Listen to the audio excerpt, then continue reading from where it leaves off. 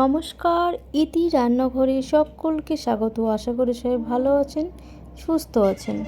রবিবার মানেই একটু স্পেশাল কিছু। আজকে বানিয়েছি আমি গরম ভাতে জমে যাওয়া চিংড়ি ভাপা। সর্ষের গন্ধে একদম জমজমাট। গরম ভাতের সঙ্গে এই চিংড়ি ভাপা মানে এক রকমের শান্তি। এই রেসিপিটা একবার বানালে বারবার বানাতে ইচ্ছে করবে।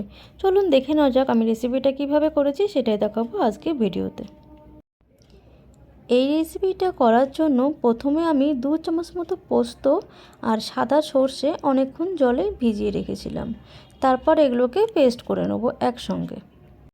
তারপর একটি টিফিন বাটির মধ্যে 2 চামচ মতো সর্ষের তেল পুরো বাটির মধ্যে ভালো করে ছড়িয়ে নেব। তারপর কিন্তু পেস্ট করে রাখা সর্ষে আর পোস্ত দিয়ে দেবো। তারপর একটা চামচের সাহায্যে খুব ভালো করে সর্ষের তেলের মধ্যে ওই বাটিটার মধ্যেই কিন্তু মেখে নেব। আপনারা কিন্তু আপনাদের পরিমাণ বুঝে সর্ষে আর পোস্তটা ব্যবহার করতে পারেন, আর আপনারা চাইলে কালো সর্ষেও কিন্তু ব্যবহার করতে পারেন। তারপর মাছগুলোকে কিন্তু আমি আগে থেকে খুব সুন্দর করে পরিষ্কার করে নিয়েছিলাম। তারপর এই মাছগুলোকে এই পোস্ত সর্ষের মধ্যে দিয়ে একটি চামচ দিয়ে খুব ভালো করে কিন্তু মেখে নেব। মাছগুলোকে মেখে নেবার সময় কিন্তু নুন দিয়ে মেখে নেবেন। মেখে নেওয়া হয়ে গেলে তার উপরে কিন্তু স্বাদ মতো ঝালটা আপনারা ব্যবহার করতে পারেন, আর কিন্তু বেশ কিছুটা সর্ষের তেল দিতে হবে। তারপর একটি কড়াইতে জলের পরিমাণটা কিন্তু অল্প দিতে হবে। জলের মধ্যে একটি টিফিন বক্সটাকে ভালো করে কিন্তু বসিয়ে দিতে হবে।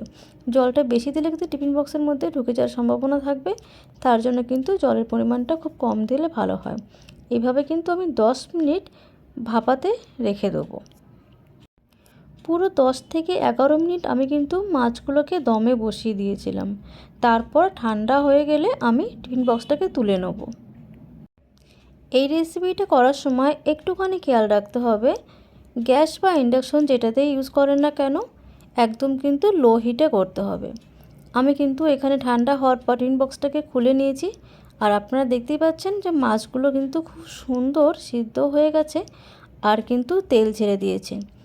সর্ষের একটা ঝাঁঝালো এত সুন্দর গন্ধ, এই রেসিপিটা না করলে বুঝতেই পারবেন না। গরম ভাতের সঙ্গে তো দুর্দান্ত স্বাদের এই রেসিপি।